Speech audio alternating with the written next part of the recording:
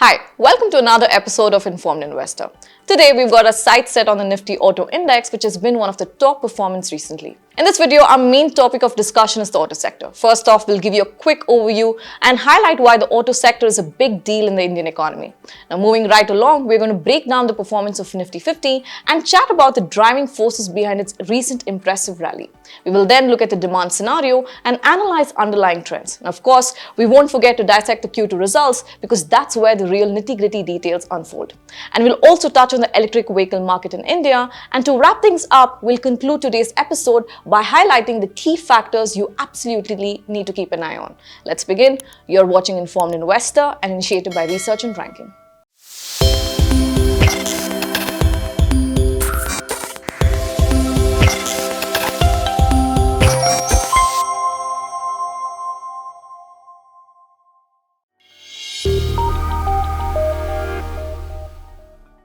The automobile sector in India operates in a cyclical manner, closely intertwined with the country's economic cycles. Now, economic cycles typically include periods of expansion and contraction. Now, during periods of economic growth, people generally have higher disposable income, leading to increased consumer confidence and purchasing power. In such times, individuals like you and I and businesses are more likely to buy vehicles, contributing to a surge in demand for automobiles. Now, when the economy faces a downturn, consumer confidence tends to decrease, leading to reduced spending and a decline in purchasing power. During economic challenges, people may postpone or cancel plans to buy vehicles, affecting the demand for automobiles. Now, take an example of COVID-19 impact. The negative impact of the COVID crisis on auto production illustrates how unforeseen events such as the global pandemic can disrupt the usual economic cycle and have severe repercussions on the auto industry. Now, the Indian automotive landscape is undergoing a serious makeover. There's this massive shift towards cleaner technologies and a crackdown on internal combustion engines. Now, people want eco-friendly alternatives, and this is pushing Indian automakers to rethink their game. They're investing big in research and development, coming up with greener and more fuel-efficient vehicles to keep up with the changing consumer preferences. Now, the Indian automotive sector also makes very significant contributions to the national economy. India is positioned as the third largest automotive market in the world as of 2023, with the valuation of over $222 billion. Now, its substantial contribution of 7.1% to India's GDP shows its economic significance. Now, the sector's dominance extends to manufacturing, accounting an impressive 49% share of the total manufacturing GDP. Now, in terms of foreign direct investment too, the Indian automotive sector remains an attractive destination, allowing 100% FDI under the automatic route. Notably, in the fiscal year 22, it emerged as the second largest sector in FDI, commanding a significant 15.8% share of the overall FDI influx into the country during that period. Now, future growth prospects for the auto sector also appears promising, supported by a rising per capita income, a favorable demographic profile, low vehicle penetration, and a conducive policy environment, including infrastructure development. On the back of all of these factors, ICRA projects a CAGR of approximately 6 to 9% across automotive segments in the medium to long term. Over some time, the auto stocks took a hit as the auto industry was struggling with multiple issues. While COVID-19 can be said as the biggest deterrent for this downfall, it is not the only one. For starters, the introduction of the goods and service tax hampered growth. Second, the sector was concerned about the introduction of BEAST S6 emission standards, which would result in higher consumer prices and massive investments by businesses in cleaner technologies. The Indian automobile industry then went through a deep structural slowdown in 2020 as the COVID-19 pandemic further impacted the sector. Factories, showrooms, and supply chains were shut down overnight due to the lockdowns. Automobile manufacturers had to adapt and survive. And it's definitely been a long road to recovery for the sector. After many difficult years, the Nifty Auto Index has finally bounced back and outperformed the Nifty 50 Index. The Nifty Auto Index has jumped over 32% over the last 1 year, giving positive returns in 7 of the 11 months so far this year. In comparison, the benchmark Nifty is up over 7% in the last 1 year. Now, we see how well the Nifty Auto is doing.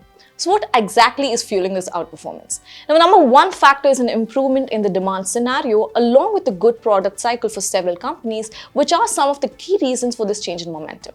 Now, another factor is easing in the semiconductor chip crisis and other supply side constraints. During the COVID-19 pandemic, there was a lot of disruption in the supply chain and production of chips, leaving customers waiting for months on end for products and even leading to a production drop. Now, the automotive industry relies heavily on these chips for various functions and was hit particularly hard. With the global shortage of semiconductors easing, the production of vehicles in India are also improving. Now, a fall in crude oil, metal and other commodity prices is also resulting in low input costs, which is also supporting the auto industry. Now, if one has to go by recent indication from management of different auto companies and analysts, the mood in the industry is positive about the festive season. We see that all of these factors have fueled the performance of the auto sector. Now let's analyze the sales trends for different vehicle segments, because each segment paints a different story for the Indian economy. In India, the auto industry has four main segments: passenger vehicles, commercial vehicles, two-wheeler vehicles and tractors. Now, two-wheeler vehicles and passenger vehicles are the big players essentially ruling the market. Their sales are closely tied to how confident consumers feel about their income. Now, commercial vehicle sales depend heavily on the overall economic growth of the country. More economic activity usually means more demand for commercial vehicles. Now, tractor sales are directly linked to the growth of rural economy and farming. Also, tractors are not just used for farming, but they're also used for construction and industry. Now, this chart shows the sales of automobiles in the first half of fiscal year 24, 23, 22 and 21, which is the period between April to September. In the first half of this fiscal year, automobile sales rose 8.84% compared with first half of fiscal year 23. Now, do know that fiscal year 21 and fiscal year 22 were hit by COVID and halted automobile production, and fiscal year 23 was the first full year without any impact of the pandemic after a gap of 2 years. Hence, when we compare fiscal year 24 growth figures with fiscal year 22 and fiscal year 21, the numbers seem larger than normal on the back of the very low base effect. Now, the auto sales for the first half of this fiscal year have been quite resilient, growing about 8.84%. All categories too showed a positive year-over-year growth. The three-wheeler segment was the star performer with a remarkable 66% year-over-year growth, consistently showing record sale figures month after month. Now, the tractor segment, while having its own set of challenges, also showed relatively better growth. Two-wheeler and commercial vehicles and passenger vehicles saw relatively weaker performance. Now, two-wheelers growth especially has not been doing so well, as demand from rural India continues to remain moderate in light of inflation and high interest rate environment.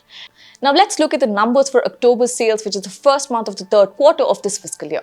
The first half of October 23 was marked by the Shraddh period, saw an 8% year-over-year decline. However, a month-over-month comparison reveals a 13% surge, indicating a very resilient market demand. The recent Navratri season also witnessed exceptional sales in the auto retail sector, surpassing the previous high set in Navratri 2017. Now, with ongoing festivities, all automotive categories also experienced momentum on a year-over-year and a month-over-month basis. The two-wheeler category experienced positive trends driven by festive demand and a recovery in rural demand. After a relatively weak performance the first half of the year, the domestic CV sector is showing positive momentum.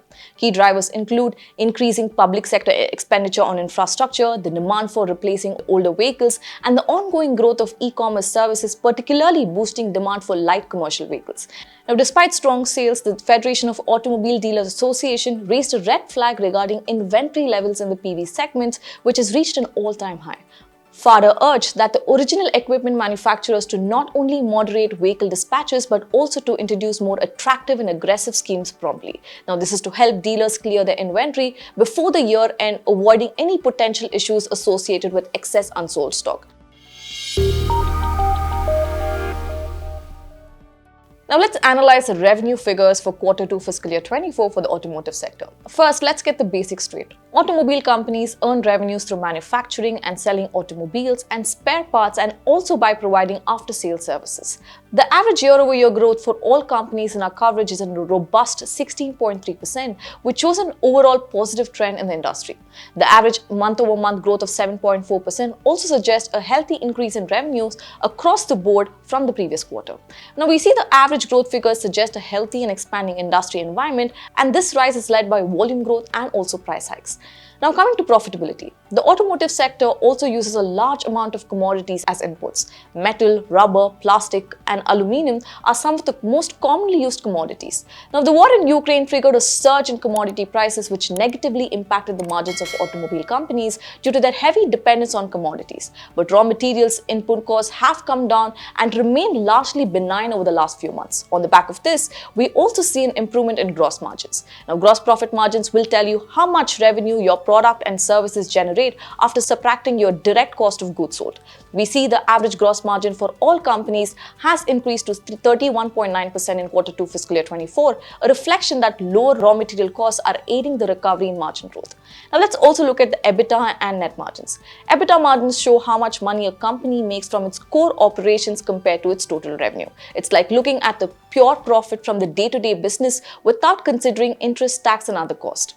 Now, net margin is another important measure, but it can be influenced by the tax slab a company falls under. This ratio looks at the profit after considering all operating and interest costs and taxes. Now, both the EBITDA margins and net profit margins saw an improvement in Q2 compared with the same period last year and last quarter.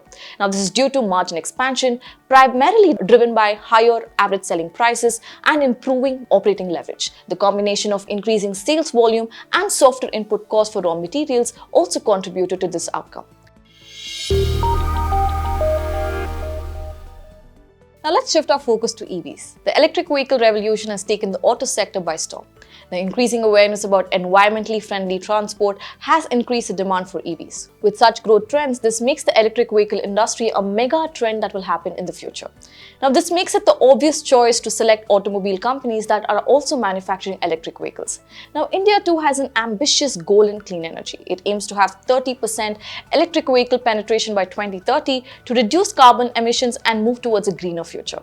Now, currently, EVs make up about 4.4% of overall vehicle sales. In fiscal year 2023, that figure stood at 3.7%. Electric scooters accounted for nearly 90% of the EV sales, but only about 5% of the overall two-wheeler market. Now, different segments have ambitious targets, and according to ICRA research, the EV segment for two-wheelers from the current 5% penetration is expected to reach an impressive 30% by 2030. Similarly, three-wheelers and buses from the current 7% are expected to reach 40% penetration by 2030. Now, we see how the EV landscape in India is maturing at a rapid pace due to evolving consumer preferences and strong government support. Now, EVs are not just the future anymore, they're also the present, but the industry is not without challenges. Firstly, India has a low penetration rate compared with other countries. Furthermore, expanding charging networks and improving accessibility is another challenge. Also, the affordability is a concern for the price-conscious Indian customers. To shift consumers towards electric vehicles over fuel-powered vehicles, the government introduced the FAME II subsidy. Now, this was conceived by the government of India to narrow the gap between price of traditional petrol-diesel vehicles and electric vehicles, allowing consumers to buy EVs at a cheaper price. However, the government recently lowered the subsidy available per vehicle to make the industry more independent and gradually phase out the subsidies. The revised FAME II subsidy reduction is likely to hit the EV sales in India as the prices would increase. Now, a timely resolution of FAME II policies with extended subsidies while maintaining an attractive price range is crucial to support the adoption of electric vehicles, which is still in early stages in India.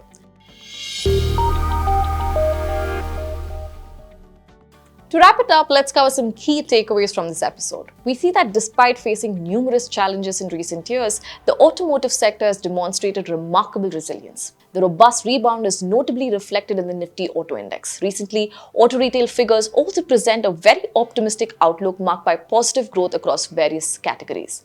The auto sector is also experiencing a phase of healthy revenue growth and margin expansion. Now, this positive trend is due to sales volume and a favorable impact from softer raw material input costs. Now, going forward as an investor, these are the factors you can watch out for.